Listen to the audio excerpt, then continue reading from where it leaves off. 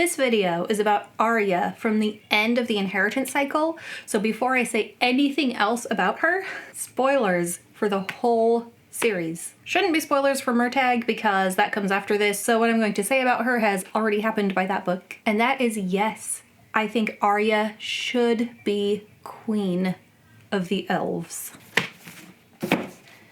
So despite all the love that the inheritance cycle gets from its fans, there are a lot of complaints about the ending, how long it takes, and some of the stuff that happens. One of those being that Arya, who becomes a dragon rider, also becomes the elf queen. And it seems kind of weird that she would get both of those roles. I don't think anyone would argue that Arya didn't deserve to be a dragon rider. I think it makes perfect sense for her life, for her journey. I think she is the one that Fiernan had been waiting for. And if the green egg had been stolen instead of the blue egg, Alagasia would have had a new rider much, much sooner. But Arya being a rider isn't what I want to talk about. I want to talk about her queenhood and why, while it seems weird, like why should she get to do both, I actually think it is the right choice. And I'm not saying the right choice for Christopher Paolini as the author to say, I want Arya to be a writer and a queen. I'm saying, in world, is she actually the best choice for the elves and for the rest of Alagasia? And I think that's the main question when we're talking about whether Arya should have been queen. And a lot of the reasons that I have seen online for Arya to not be the queen are based on human judgments and human lifespan. Alagasia just got rid of an overpowered dragon rider ruler, and here we are already with another dragon rider ruler. It could seem like pointless that we just went through all this to now have another one, but I think it's so important to differentiate the fact that Arya is an elf and queen of the elves, whereas Galbatorix was a human and ruling the humans.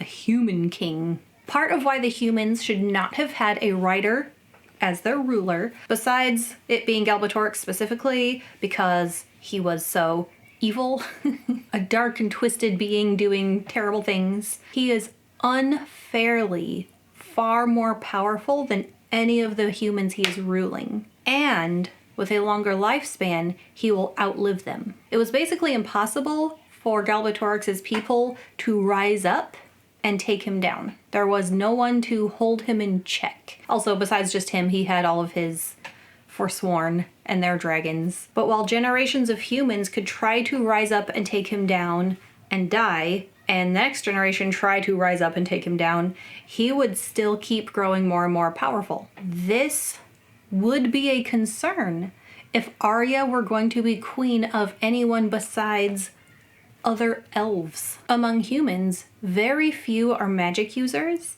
and the magic users they have are nothing in power compared to a dragon-riding human. But among the elves, they all use magic. Their very essences are magical. And at this point when Arya becomes the queen, she is still young comparatively for an elf. Old for a human, surprisingly so, eragon thinks. But for an elvish lifespan, she's still at the beginning of life. She is just bonded with her dragon. She hasn't had time to become very powerful, not compared to a lot of the elves that are already in Du Weldenvarden. There are already so many elves more powerful than Arya. Her own people could keep her in check. Even if she turns evil and goes on a rampage and tries to turn other dragons against them. And you know, there's always the danger of what happened to Galbatorix happening again. Someone could rise up and try to gain power and do villainous things. That's always going to be a danger. Becoming a rider doesn't just magically make you a good guy, good person. But to me, the idea of a dragon rider shouldn't be the ruler because they would be too powerful for their people, I don't think applies to the elves. Absolutely, a dragon rider should not be the king or the queen of humans. They would have far too much power. I mean, normal humans, magic-using humans, dragon riders! Among the elves, that difference in power level is not nearly as large. Eragon and his group of Elvish spellcasters should have been able to take on Murtagh, no problem, if he didn't have all those Eldenari, which Arya doesn't have, except Fernand's, I guess. And then there's also the concern that as a dragon rider and a queen, her time is going to be split.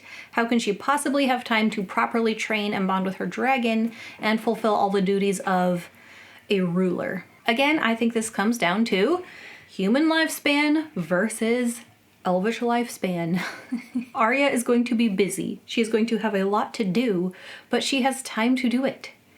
She's not confined to a 50 to 100 year lifespan that the humans have. She has as long as she needs. She and Fernand can take centuries to grow their bond together. So I kind of feel like that one isn't even really an issue.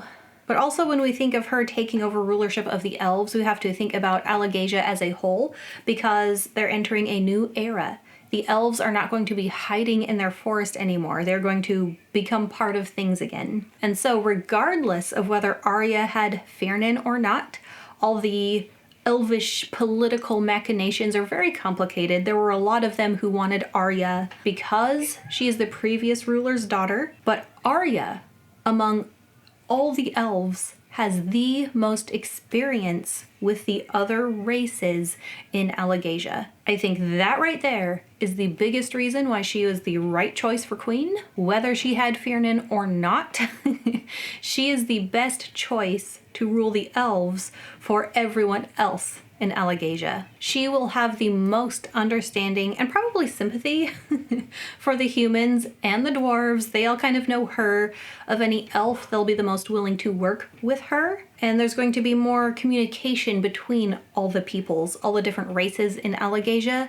And so being able to travel by dragonback, that's going to help her actually go and be a presence amongst those people. So during the time that the elves were in hiding, just keeping to themselves, someone like Arya may not have been the best choice because she was kind of rebellious. She loved her home and her forests, but she wanted to go out. She wanted to do more with her life. And then during wartime, she also might not have been the best choice. Having someone so much older and more experienced, like her mother, Islanzadi, was a good queen during that time. But now, it is a new era, and I think Arya is the best choice for the job. So elves will always be more powerful than humans, so having a queen that is even more powerful, it's fine, makes sense for them. Arya will not be to the elves what Galbatorix was to the humans. She is politically respected by the other races and by her own people. As a dragon rider, she'll be revered and kept in check. And she won't outlive the people she rules. Like if a human rider became ruler of the humans and outlives them all, that's also not the case for Arya. If 300 years down the line they decide, you know what, this isn't working out so well, they can just get rid of her. Send her off to help Eragon with new dragon riders or whatever. And in the beginning, when elves were more like humans, the way that they gained their long lives and their connection to the magic and became more powerful was because of their connection to the dragons. Elves revere dragons almost to the point of worshipping them. In this new world of new dragon riders, the age of dragons returns. For a people who nearly worship the dragons, it just makes sense that their first new dragon rider is also their queen. I didn't think I'd be making more inheritance cycle content again already, but I was thinking about Arya recently. If there's more inheritance cycle content you'd like to see, maybe more about Murtagh or whatever, let me know. I read him pretty recently. It's fairly fresh in my mind. And if you haven't yet watched my video on why Arya could or should be the main character of the inheritance cycle, you can watch that video next. It's an older one, so it might be a little cringy. I don't know. And happy reading. Bye.